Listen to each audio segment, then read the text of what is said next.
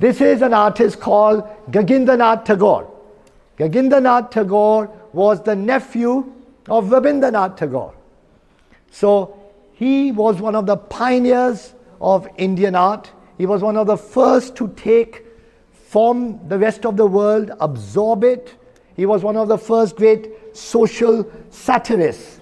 He was one of the first great artists who sort of commented on certain hypocrisies and double standards of India when no one else was sort of taking that through art. So basically we are then showing the Himalayas and open up this vast world. Okay, and the great photographs from, these were taken at the highest level, 28,000 feet, where a photographer had gone at that stage. This is the Badrinath cave, and these are the great R.R. Bhardwaj, one of the great pioneering pictorialists of photography. Now I assume photography also you're not taught? All right. Do any of you know what those temples are? No? Any of you been to Kashmir? Kaun sa temple hai?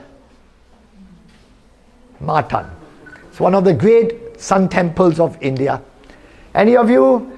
This is Nicholas Roerich. Nicholas Roerich was a great Russian thinker, peace activist, artist, philosopher, explorer, writer, and he came to India and he discovered for the Russians and for his own journey the Himalayas and the great grandeur of the color that the light would bring at different stages of exploring the Himalayas.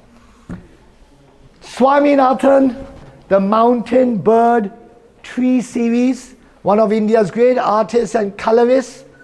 Let's move forward and let's come here. You see this wall? This wall is trying to show in glimpses the relationship between animals, humans, nature, and the cosmos. So it's one of the research categories in one's India Studies framework. And over here, now all of you, any of you been to Ranthambore? Who's been to Ranthambore? Tell me, do you know what this is? What is this? No, it's actually something representing a tiger. If it was a tiger, we wouldn't be here, I don't think. What's the medium? What does it look like to you?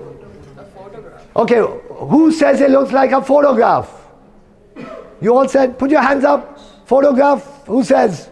Put your hands up, you guys. Come on, let me see. It's sketch. Okay. Who thinks it's something else? A sketch maybe? A sketch? How do you think this sketch is made? Charcoal. Charcoal or graphite. Okay, and how? Okay. These were the people who looked after the tigers. They were the Ranthambore School of Artists that was set up. The Ranthambore School of Artists looked after the tigers. Because of their proximity to the tigers, they slowly started painting and drawing the tiger. And they use here the soot, which you get from the exhaust of a car. You put it on a newspaper. You fold your newspaper 9 times. When you fold a newspaper 9 times, you get a tip which is as perfect as any pen. And from that newspaper tip, they made these drawings.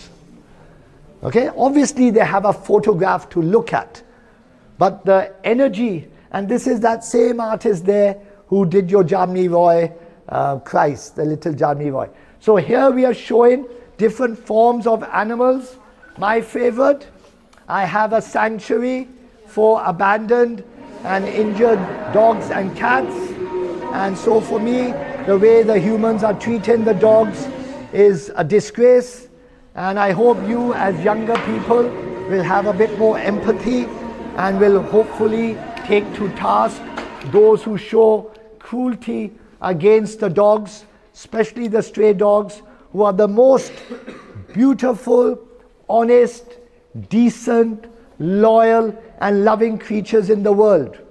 Please understand, just in case you didn't believe me, this is an image of Dattatreya, who was once the Trinity God of Pashupati.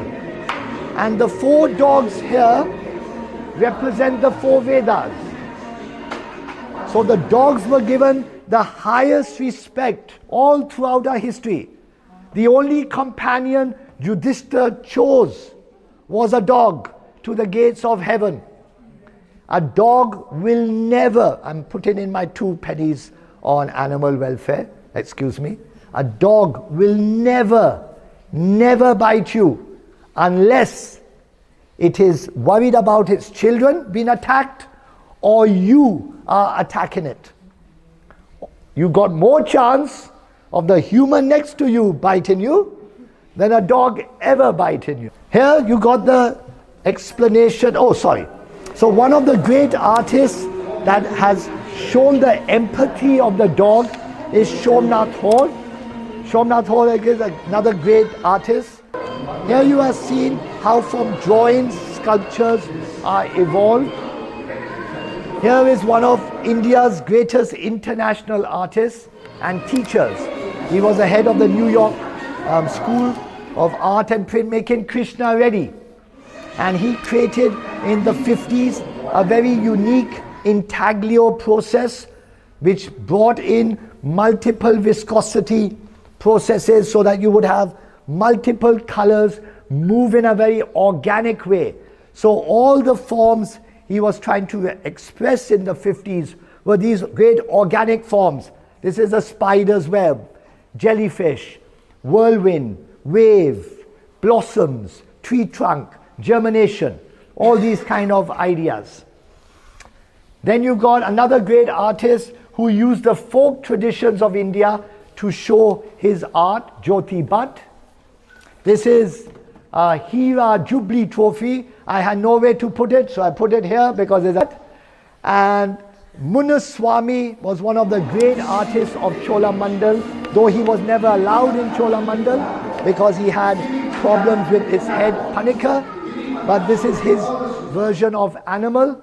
And here is India's finest artist who took the folk and tribal traditions and inspired his art. Over here, all of you, these are the prize which will change the educational system of India. That is the film booklet. In the film booklet are the original credits, the storylines, the lyrics,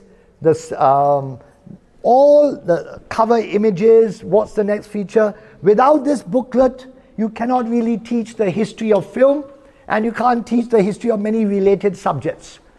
And therefore, this was the prize part of our collection. This is a little drop. We've now collected nearly 89% of all films ever made.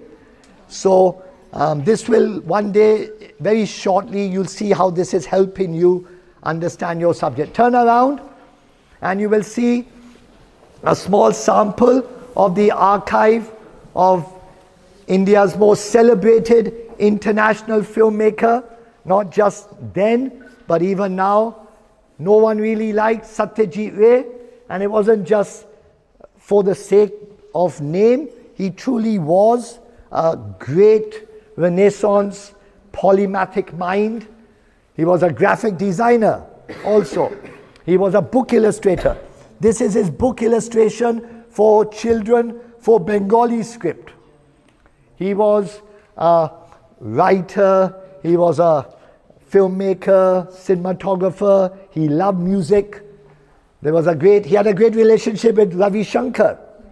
And when they parted, Ravi Shankar was asked, how was Satyajit Ray as a musician? He was okay. Because he would interfere, he was tell Ravi Shankar, aise karo, so obviously ab kya bole. So here are some samples of part of the archive, original letters by him, documents, all kinds of different archives which will be accessible to all of you in a few months. So, as I said, understanding different facets of India, whether it's the way to understand her through pilgrimage, whether it's the concept of an Orientalism, where the Westerner wants to see India, whether it's going to an architectural heritage. So that's the change that has to be brought about. And then we come to the greatest energy of India in her creative world, and that is of cinema. So in cinema, there's millions and millions of objects in the world on this subject. We have probably the greatest that the world's seen. We can only give a few samples. And the way we decided, we just gave one introductory wall. We put one photograph, the first photograph of Watson's Hotel, where the first film was shown by the Lumiere brothers when they came to India. And remember, cinema was introduced to India barely 5 months after it was launched in Paris. So India was always in par with the development of cinema. We never gave it that kind of documentary support. We never gave it that intellectual support, educational support, material support. And then as it slowly became a source of entertainment, it was very difficult then to change certain parts. But I'll show you a much deeper. So you've got someone like a Himanshu Rai. Many great entrepreneurs came up, the Madans, the Prabhat Studios, Imperial Studios, New Theatres, and he gave rise to Bombay Talkies. Then we are just trying to show one film of the period of the 50s, which was the transformation period of India from a Neador to Avara to Jhansi Ki Rani, one focusing on the divide between rural India and urban India, one focusing as much on the greed of urban India and the imaginative world, one focusing on the past and our struggle to become India and the kind of epic proportions. And then we use the example of one classic film, Pakiza, and different art forms in the material. And like this is the Golden Jubilee Trophy of Pakiza. The world probably has not seen this for about 50 years because it's lost to humanity in a way. It's not in museums, it's not in anywhere. Now the kind of craftsmanship that goes into this, again, that's been lost. So if you see the trophies today, you have here, and these are some of the great trophies, whether it's Bobby, whether it's Yadav Ki Barat, whether it was an icon for RK Studios, whether it's over there, some of Amitabh Bachchan trophies. The craftsmanships in those trophies reflect what is the nature of artisan policy, how are we respecting our crafts, how are we respecting those artistic lives which are not making very much money, which seem to be not so relevant. But unless you nurture that, you lose a very important part of India. So, and India's had more artisans than any other country in the world. So nurturing the craftsmanship, whether it's in cinema, whether it's in rural India, whether, look at behind you, the little Buddha made from jute. Now that kind of Buddha, look at the Buddh Gaya sandalwood work. Look at the small Sanchi stupa. That kind of craftsmanship is gone now. Even if you want to bring it back, you can't, because the families have been destroyed, they've not been nurtured, they've gone to the urban centers, they've lost their livelihood, their sense of community. So all of these questions get taken up. Now over here is a section with the actual artworks which made the publicity of cinema. People only think of cinema that you watch a film. That is why one of the biggest problems in India was that we had this great love for cinema, but we didn't have a great cinematic culture. So a country like France can claim a great cinematic culture because it wasn't just watching the film. It was everything around the film, the art of the film, the criticism of the film, the discussion, the filmmaking processes, relationships to the rest of the world, taken from literature, taken from other sources of drama, poetry. All the arts are working together to create a culture. that cultural framework for cinema never got created deeply enough, because then the box office took over.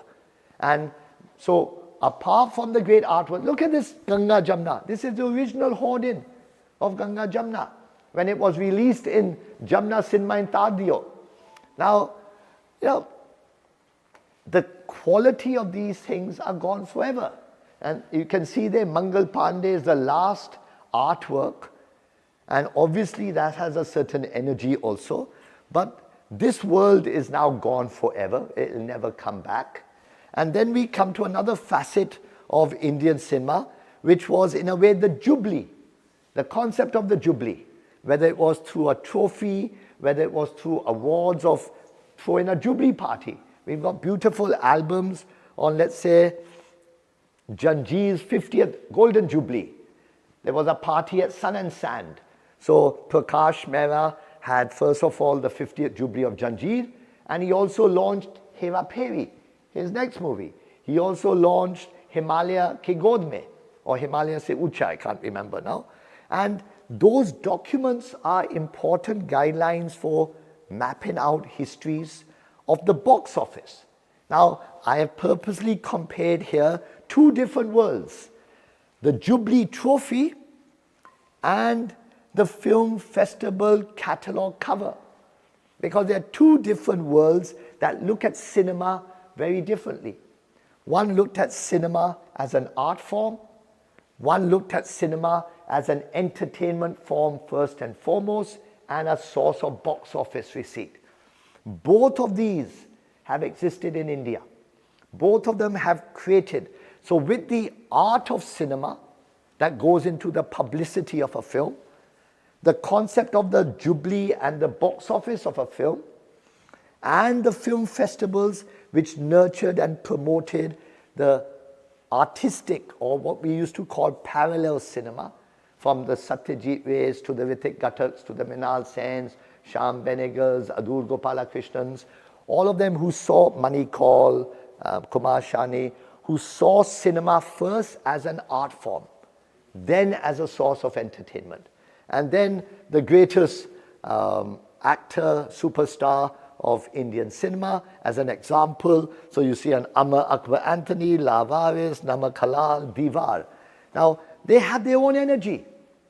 It resonates with our people.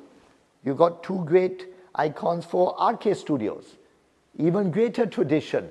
So this together, here's another one, Ram Tevi Ganga Meli.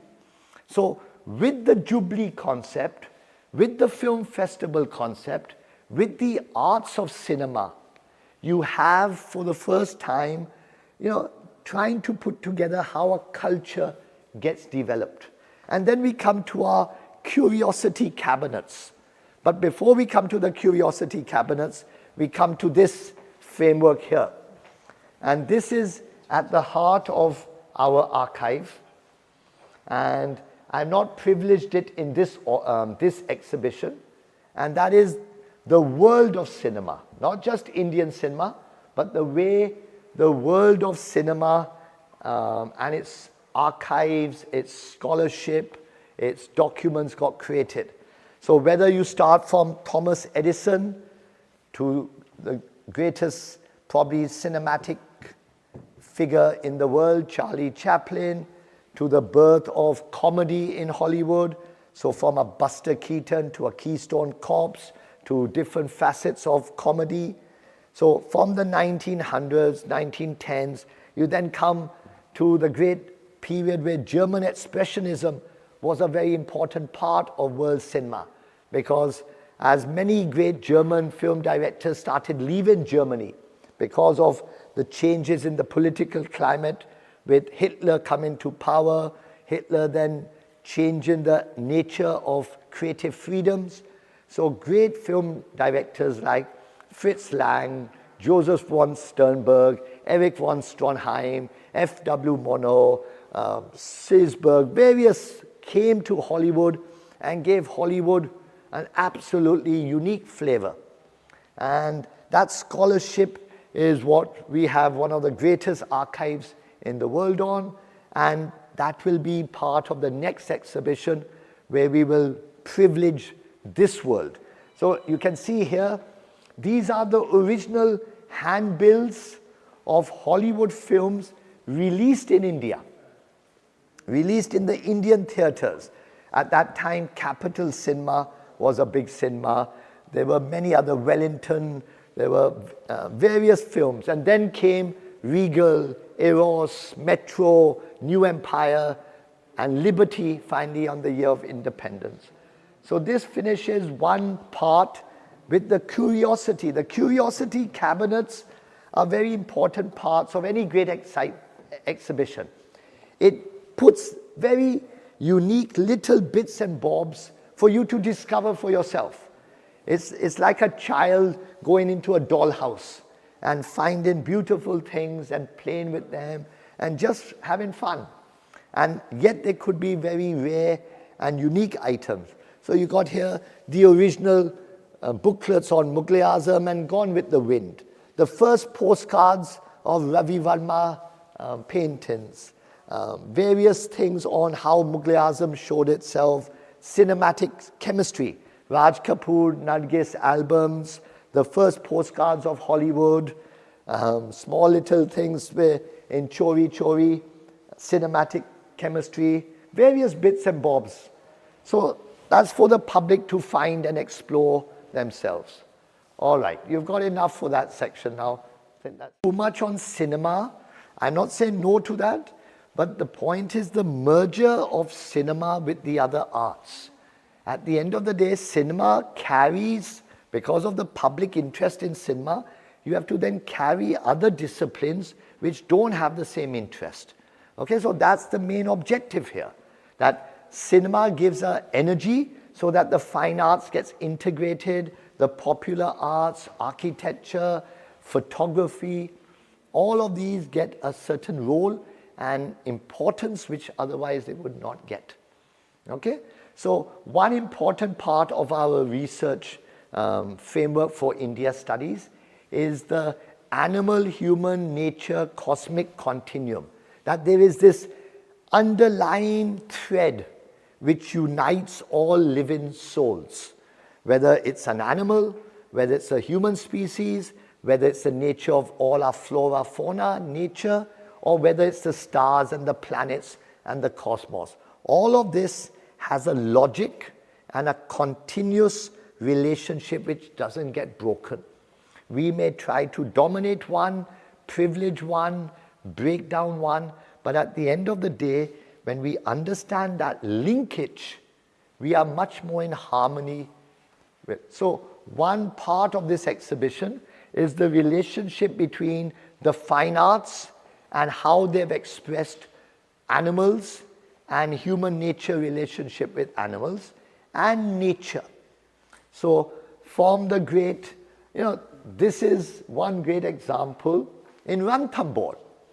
Now in Ranthambore is one of the few places in India where both nature reserves, animal reserves and architectural reserves are tackled together. There's no other place really that has that synergy. So Ranthambore, and there's a group of artists who lived and protected the tiger, who then became artists because they understood this is pencil drawing. How? From charcoal.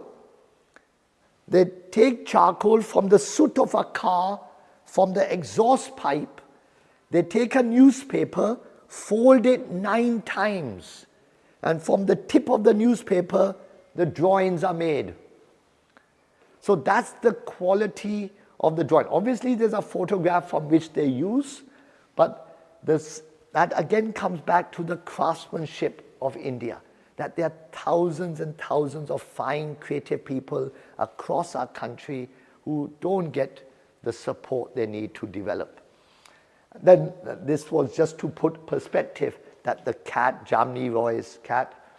Then the whole concept of Dattatreya, one of the, once upon a time, the god of Pashupati, and it needs to be revived because people, the way they're treating the stray animals today, the dogs and the cats, is absolutely shameful.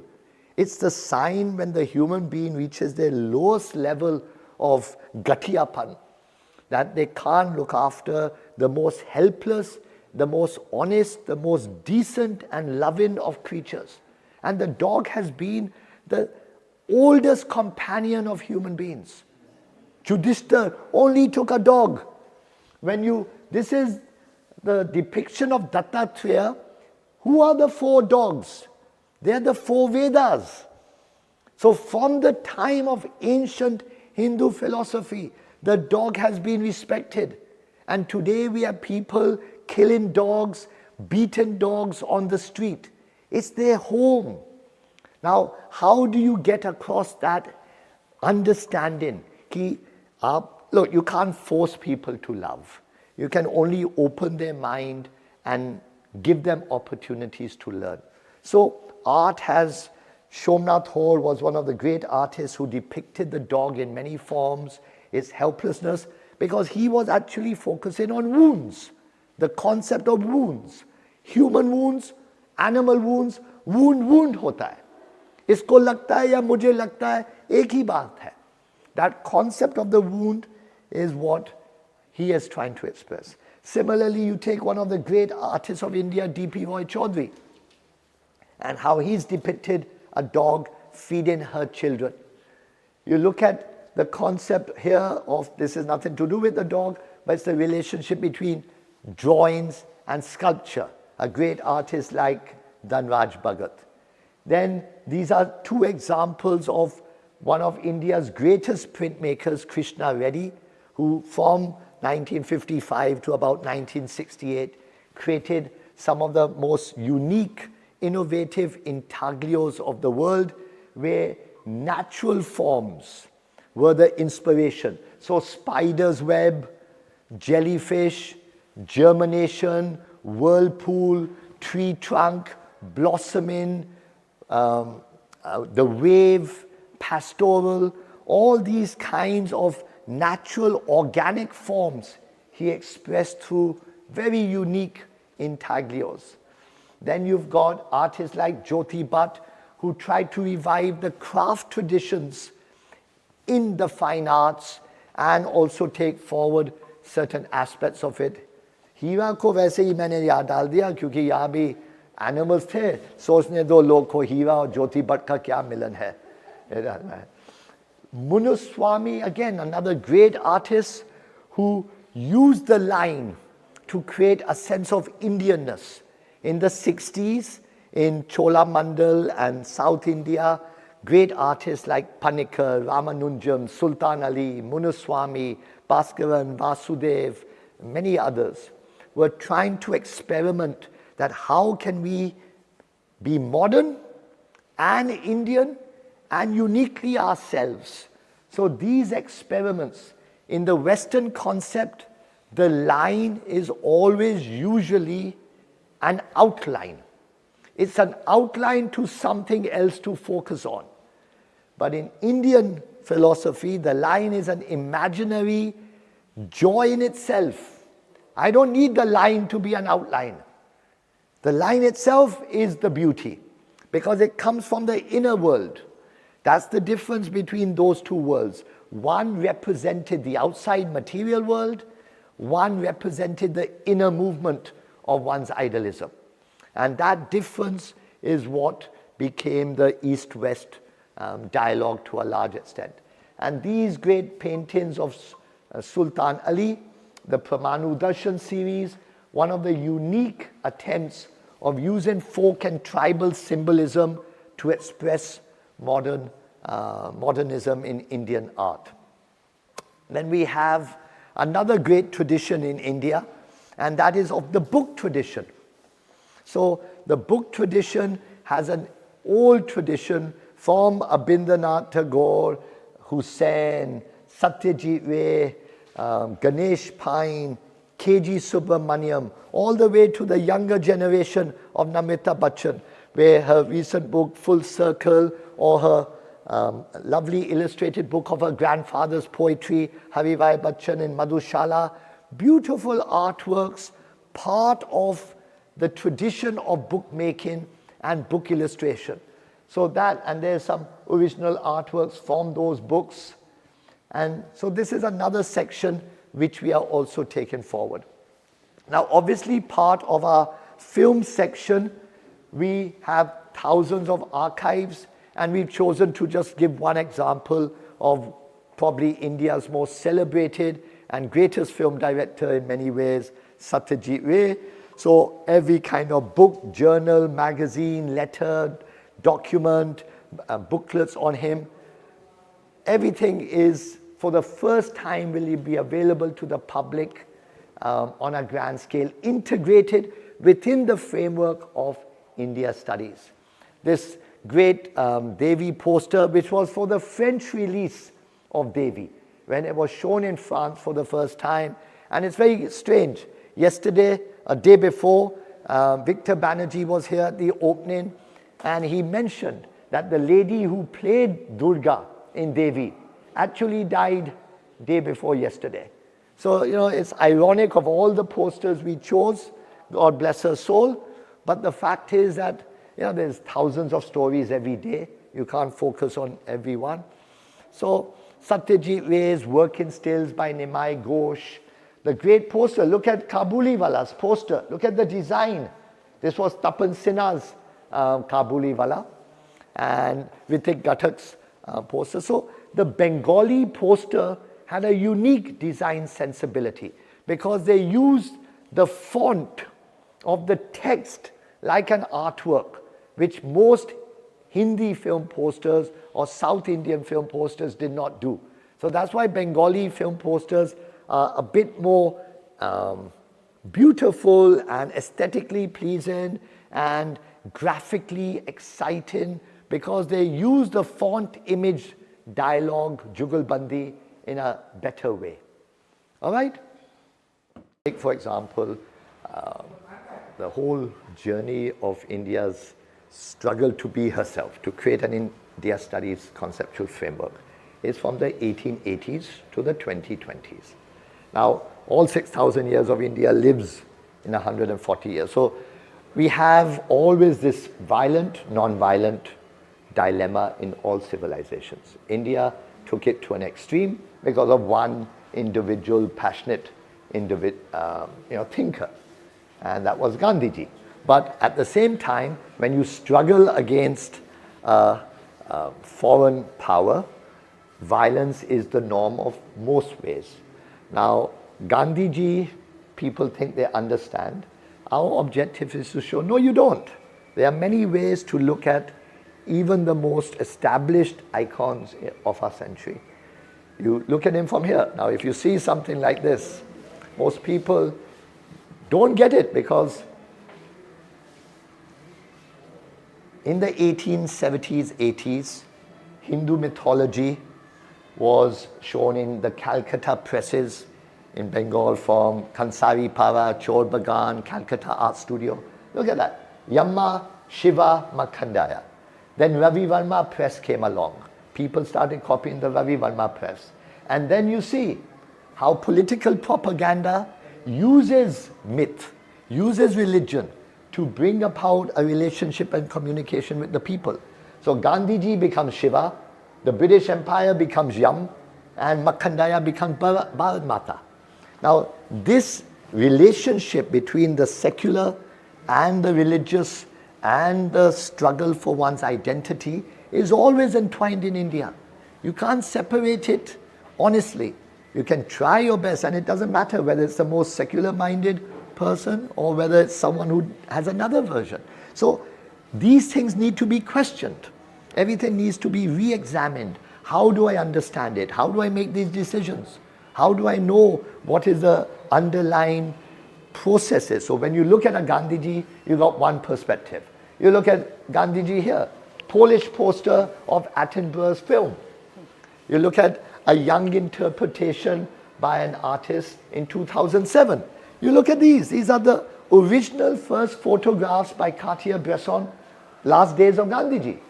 Nehru announcing Gandhiji's death, the public at the procession of his body being taken to the streets, Gandhi's last visit to Nizamuddin. Then you look, his visit with Rabindranath Tagore, Gandhiji at Dandi. And then you see the whole evolution of a different kind of struggle for independence. When you're also, the frustration of the youth is there. I want independence now. I want to kill my enemy. I want to get them out. So violence is the way you take forward. So Bhagat Singh, Chandrasekhar Azad, Subhash Chandra Bose, these are the main icons which took forward that, and how our political propaganda showed it of that time. And you take great artists like Chitto Prasad, one of the greatest artists of India, man of total integrity, and how the first time the arts tried to play a role in fighting against injustice, whether it was the Bengal famine of 42, when K.A. Abbas and others were trying to raise money. So they set up IPTA. And IPTA became one of the great cultural institutions of India in trying to take from the masses, from the people, and giving them a political sensibility, giving them a sense of duty as citizens, as people who are under British rule. And that whole journey. So most people know about Quit India. They don't know about Quit Asia. What was the Quit Asia movement? Because at that same time, the Japanese were also bombing India, especially Chittagong.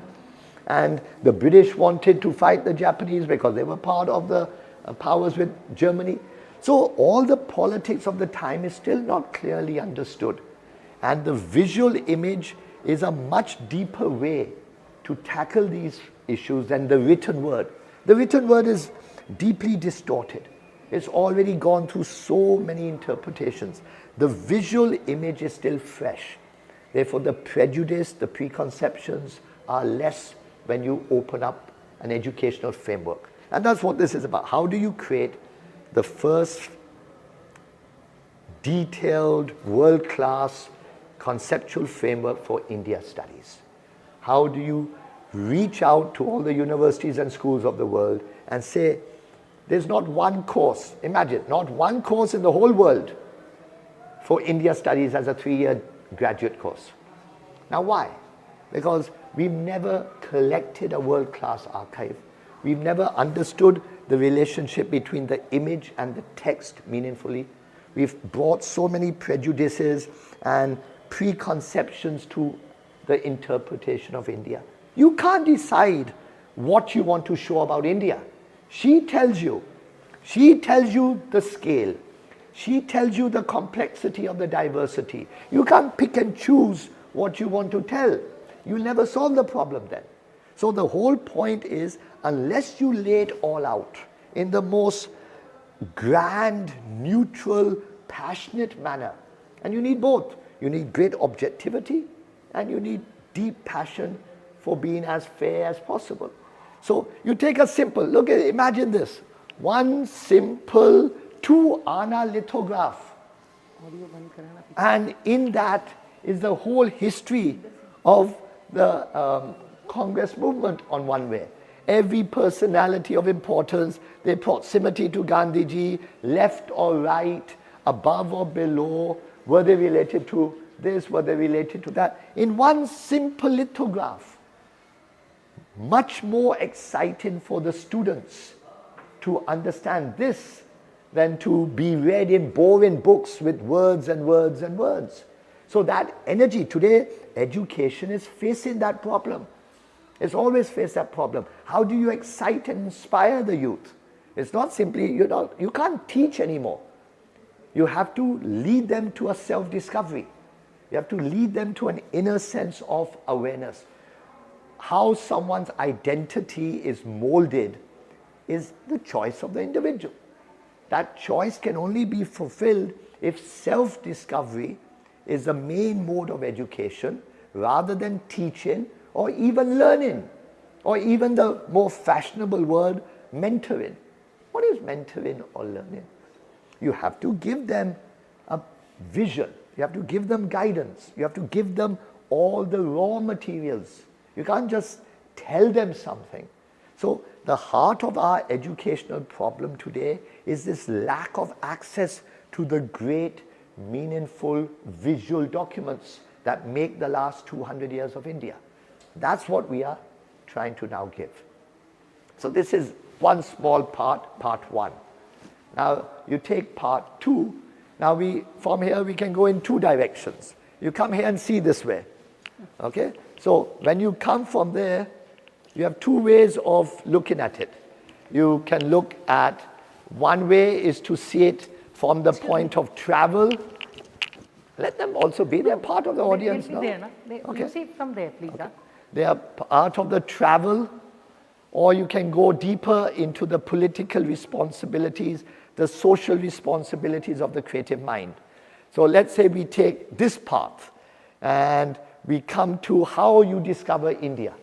How did India want herself to be understood? It's a very important way, that how did we come to know what is India? Who is she?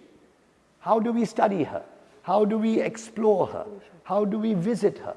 Where do we place the emphasis? What do we ignore? What do we not ignore? So all throughout first travel was basically about pilgrimage. We would go to a Palitana, we would go to a Bodh Gaya, we would go to a Nalanda, we would go to a Banaras, we would go to Brahmeshwaram, we would go to Palni, Tiruvallalai, lots of places, Sharangam, that's there. So the whole concept of pilgrimage, and then pilgrimage suddenly gets a boost when the first railways come about. So because of railways, you can travel further, and because of that, you want to promote, आइए, Sharangam के पास आइए, या Allahabad आइए, या Banaras आइए, या Mathura आइए. So these posters were created by a great artist called M.V. Durandar. So these are the first posters created in India to facilitate travel. And you notice that in the 1920s, it is going to the holy sites. And in this case I've given you Sharangam, but I can only show in this exhibition one sample of the thousands that we have built up. So you have on, as I said, Mathura, you have on Allahabad, you have on Palni, you have on Rameshwaram, Tiruvannamalai, and so on. Okay? Then you had the other way of looking at India. She was part of the Orient. So the Orient had, obviously today it's seen with a great kind of prejudice because of certain perspectives of post-colonial studies. Edward Said's Orientalism in 78 changed that perspective to a large extent. And as a result, you can see the kind of design tropes that are used. So you can see the turban, you can see the Chinese and the Japanese haircuts, you can see the elephant, you can see the Vietnamese topi, you can see other parts. So even though this is a great piece of design, we bring our post-colonial attitude that it's about Orientalism. And as a result, we undermine it as a piece of graphic design and as a piece of history. It's part of the journey. Whether you agree, disagree, is neither here nor there. Respect it as part of one piece of the jigsaw. Contextualize it with another piece. Look at it here. Here's another example. Now they started choosing particular monuments. So in this case, it's Chhatar Manzir. It could be Bodh Gaya. It could be so many other monuments that were chosen in Jaipur, in Udaipur, in hundreds of parts of India. Now you see how a poster is designed. And you look here and you see the actual photograph from which a poster is taken, its designs. So these original photographs, in this case by V. Pont. क्या हो गया यार? Why are you so, let it be. Whether it is the pilgrimage framework, whether it is the concept of the Orient, whether it is using the monument as the focus, or in this case, you can actually interpret what are they trying to present about India. Look at the monuments chosen. Look at the way they are presented as a design facet. You got the Taj Mahal, you got the Qutub Minar, you got Buland Darwaza. So you got three traditionally coming from a Indian Islamic background. You got Shravan Bagola, Indian Jain background. You got Sanchi, Indian Buddhist background. And in the corner you have Jodhpur Fort, so a Hindu background. So you are creating an idea of India where you want to represent a secularism, but that secularism is so biased that it creates the kind of issues we are facing today. And if you understood that when you express any idea, the point is to do it fairly. When you compensate excessively, when you try to give positive discrimination, when you try to, and that's also understandable in many ways, because the majority always tries to protect the minority. And that's only as long as the majority is humble, the majority understands that there will be other facets which you can't talk about. But this was the kind of secularism which is depicted in this poster. So what this is trying to say is that the visual speaks at many levels if you know how to interpret it.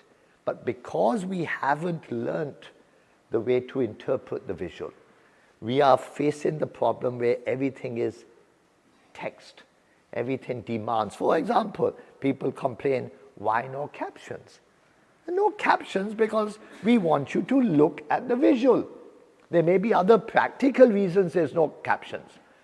But the bottom line is, for 10 years, I've never worried about captions. Okay, I handed over to someone else to do, knowing that basically most of them will never do it properly.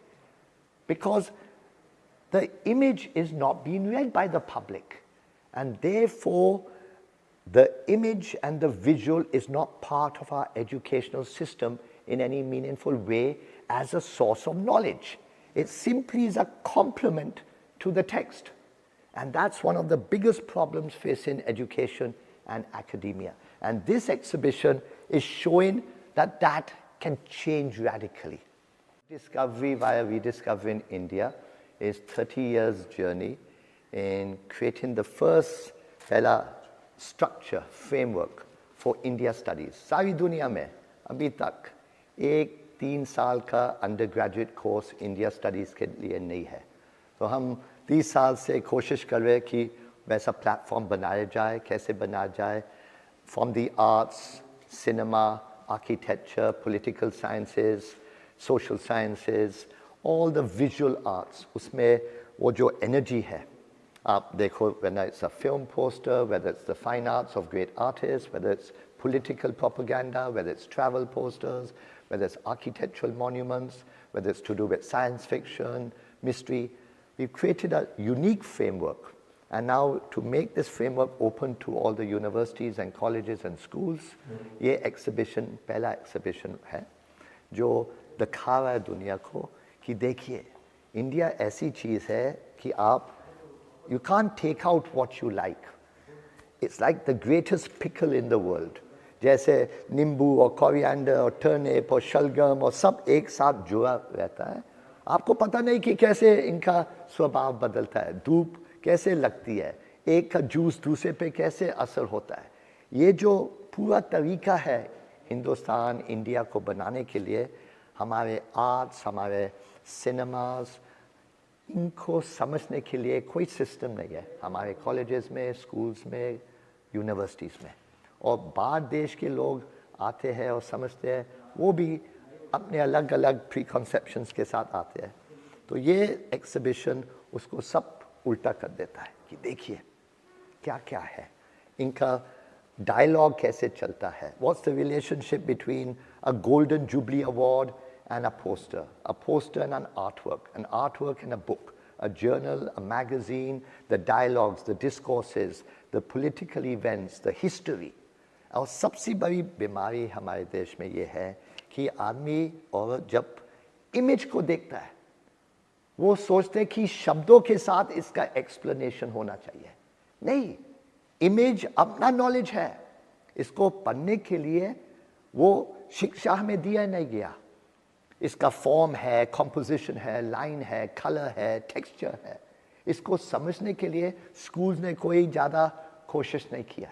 इसलिए आज हमारे नौजवान लोग और even the older age people, they don't know how to read an image. Exhibition में बोलते लोग caption दीजिए. कैप्शन क्यों दे? आपको पता है ये क्या बोल रहा है, अपने आप नज़र आता है. और नहीं नज़र आता है तो कोशिश कीजिए समझने के लिए. just to position in, देखो इसके पहले क्या हुआ, इसके बाद में क्या हुआ, इसके दाएं को क्या हुआ, इसके बाएं को क्या हुआ. What's the relationship between Manoj Kumar and Dilip Kumar? What's the relationship between Dilip Kumar and Indian cinema? Relationship between Indian cinema and film festival and Jubilee Trophy and box office and entertainment and lifestyle and leisure and education. ये सब एक बिल्कुल जुड़ा हुआ है. लेकिन हमारा economic educational system इसको तोड़ के समझाते हैं हमें, और ये तोड़ने में सारा जो रस होता है निकल जाता है. That is why idealism today is at the back foot. Idealism जो आइडिया लेता है, जिसके दिमाग से आइडिया निकलता है, वो सोचते हैं कि हम कुछ नहीं कर सकते, अब आइडिया किसी और को दे देते हैं, उनको इम्प्लीमेंट करने दो. बिजनेस को दे देते हैं, गवर्नमेंट को दे देते हैं, फिलैंथ्रोपी को दे देते हैं, और फिर रोते हैं कि यार हमारा आइडिया कुछ और बन गया है. क्यों बन गया है? क्योंकि आपने किसी और को दे दिया है. You think about it. कोई ऐसा मौका नहीं है देश में जहां म्यूजिक नहीं बजाओ, लेकिन यूट्यूब ने स्ट्राइक करना है. अब आप अपने आप सोच, कितने दिन का है, क्या क्या लोगों को देखने को मिलेगा यहाँ पे? यहाँ 15 दिन का एग्जीबिशन है. फॉर्म आप आगे पहले जब आते हो, फ्रॉम 1880s to 2020s, 140 साल की इंडिया का इतिहास, आर्ट से, सिनेमा से, आर्किटेक्चर से, स्कॉलरशिप से, the relationship between animal, human nature and the Cosmos. ये जो हिमालय के रिश्ता क्या है हमारे साथ, कश्मीर का रिश्ता क्या है, इन सारे चीज़ों का आर्ट से कैसे लोगों को समझ आती है, ये एग्जीबिशन का मकसद है. बेटा कुछ बताइएगा, जो ये बड़ा पोस्टर है यहाँ पर, उसके बारे में. ये यूनिक एक्सपेरिमेंट था इंडियन सिनेमा में. मनोज कुमार ऐसे व्यक्ति थे जो हर पार्ट ऑफ फिल्म मेकिंग में अपना हाथ डालते थे, इन direction, production, editing, screen play, music, publicity material. और उन्होंने एक आइडिया था कि क्रांति के रिलीज के पहले हम एक महान कोई आर्ट वर्क बनाए that can go to the main metros in Bombay, Bangalore, Delhi, Calcutta, Madras. इसमें कोई नाम ना हो, क्रांति का नाम नहीं है, मनोज कुमार का नाम, नो ब्रांडिंग, खाली आर्ट. सो पंडित राम कुमार शर्मा को उन्होंने बोला कि आप ये पोस्टर बनाइए. 12 शीटर है, तो ये 12 शीटर गया था. अब बिल्कुल 1-2 कॉपीज हो गए दुनिया में. और इट शोज वो पीरियड था जहाँ आर्ट और सिनेमा का मिलन आखिर स्टेज पे था. जैसे आप बात देखो, गंगा जमुना को देखो, ओरिजिनल आर्ट वर्क, यहूदी का देख लो, दायरा का देख लो, अंदाज का देख लो, मेरा नाम जोकर का देख लो. उस ज़माने में आर्ट और सिनेमा का ज़्यादा मिलन था. अब इसके बाद लास्ट आप बात देख लो, मंगल पांडे. उसके बाद बिल्कुल ये hand painted publicity material stopped. Okay sir, ये जानना है मुझे, आपने ये 12 शीटर पोस्टर है ना, शायद एक ही है? नहीं, एक तो ये नहीं बोल सकते, 1-2 और हो सकते हैं दुनिया में, हमें पता नहीं. लेकिन क्रांति का एक ही फिल्म का 12 शीटर पोस्टर है ना, और कोई नहीं, 12 seater posters may be separate. This is a pre release without the branding of the film. That's different. That is unique. That's only one like that. We've only known of this experiment. No other film experimented like this. Because, as I said, this decision is only possible when, see, apart from Raj Kapoor and Manoj Kumar, there were very few other directors who were also producers, who were also like involved in all parts of making the film. So Manoj Kumar had that control, Raj Kapoor had that control, there were a few others. So unless you have full control, you can't do certain things also. That is, that's another part of the way things are built in life. Sir, ये आपको कहाँ से मिला ये poster? बाबा, आप ये क्रांति के पोस्टर के ऊपर क्यों इतने सवाल हो रहा है? Okay, yeah. Junoon, Mughal-e-Azam and few others. See, Junoon is a very unique. These are the quads. एक ही cinema group थे दुनिया में, the Curzon Cinema in England. And they had the great designer called Peter Straussfeld. And Peter Straussfeld designed a particular kind of quad. So whether it was Junoon, Jalsaghar, whether it was films from Poland, films from Denmark, films from any other part of the world, France, when they showed in England, This was the unique design sensibility. So, see, in this exhibition, I can only give you one sample. There are thousands to show. वो internet में होगा जब research centre खुलेगा. अभी के लिए मैं आपको एक ही दिशा दिखा सकता हूँ कि ऐसा सैंपल है. तो जुनून को आप देख सकते हो, फिर आप गूगल कर सकते हो Peter Strausfeld, Curzon cinema, quads in British cinema, and you learn more. And what about Mughal Azam, sir? Mughal Azam is a famous, हमने बहुत बार इसको पहले ज़माने में ऑक्शन भी किया था. अब ये हमने अपने आर्काइव के लिए लिया था. There is no film like Mughal Azam. Not just the film itself, उसका बनाने का पूरा तरीका. एक बंदा के आसिफ, if you notice, 15 साल उसको लगे. He took the first cover of Film India in 1945 when Chandra Mohan and Nargis were the stars. 15 साल के बाद उसने 10 covers लिए. वो जो जुनून और passion उसमें था. और that's why for us K. Asif is an important factor, because her Hindustani, her Indian में एक मुगल आजम बैठा हुआ है. लेकिन वो मुगल आजम को निकालने के लिए जो stamina, love, passion, money, opportunity, energy is required, वो नहीं मिल रहा है लोगों का सपोर्ट. तो वो सपोर्ट हम कोशिश करेंगे कि ये रिसर्च सेंटर से थोड़ा सा सपोर्ट मिले कि हर आदमी का मुगल आजम